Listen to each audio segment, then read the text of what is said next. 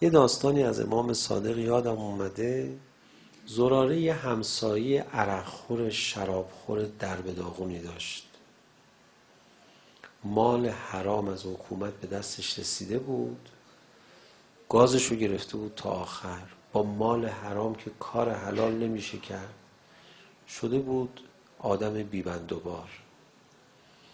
زراره گاهی نصیحتش میکرد. اون میگفت زراره تو آدم حسابی هستی، برو، ما با هم جور در نمیایم، اینقدر من نصیحت نکن.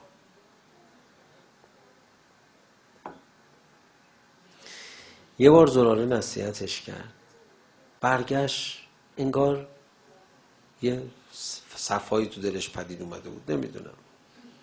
گفت زراره من آدم شدنی نیستم، برو. اگه من بخوام آدم بشم باید صاحب تو یه کاری برا من بکن.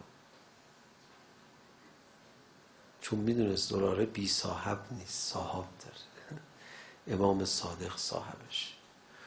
زراره گفت اتفاقا دارم میرم مدینه صاحبم رو زیارت کنم، حرف تو میزنم به صاحبم. گفت یعنی واقعا میری پیغام منو به صاحبت میدی که اگه برا من یه کاری بکنه من حاضرم آدم شم؟ نمیدونم چی کار کنه ولی یه کاری بکنه. زراره گفت میرم میگم. رفت مدینه زیارت کرد حضرت رو.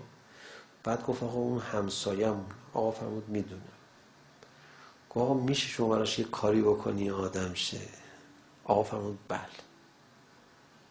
آقا جون چی کار میکنی؟ فرمود برو بهش بگو امام صادق فرمود تو از این به بعد لب به حرام و مال حرام نزن و کار گناه نکن، گذشتت با من ضمانت میکن. گفت آقا واقعا؟ آقا واقعا. برگشت، همه اومدن زیارت قبول بگن، اون همسایه بده هم اومده نشسته اونجا. اونم زیارت قبول گفت میخواست بره. زراره گفت شما بایستا، کارت داره. بعد زراره بهش فرمود که امام صادق حرف شما رو زدم پیشش. گفت آقات میتونه برای من کاری بکنه؟ فرمود بله که میتونه. فرموده تو لب به حرام نزن، دیگه مال حرام نخور، دیگه خلاف نکن، گذشته تو من ضمانت میکنم. تشویق از این چی بهتر؟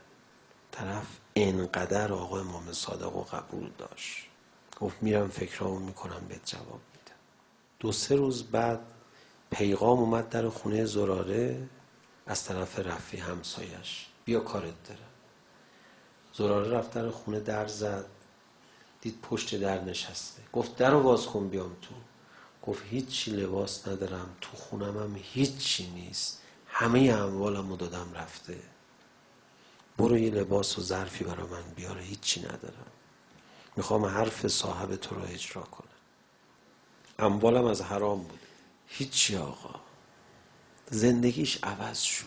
دقیقه یه دفعه زراره رو میدید، میگفت زراره من رو قول صاحب تو حساب کردم.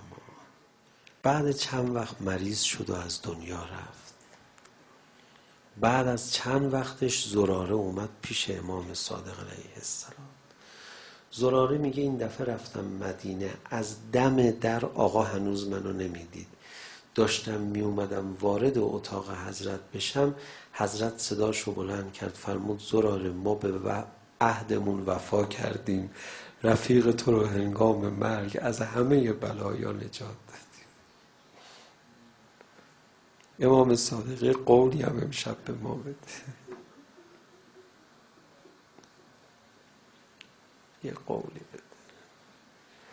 امام صادق امشب گذشته ما همش ندید، قبوله؟ همش ندید. به خدا اینا خیلی مهربانن. تازه اون فرد اعتقاد به ولایت هم نداشته، فقط میگفته امام صادق آدم خوبی.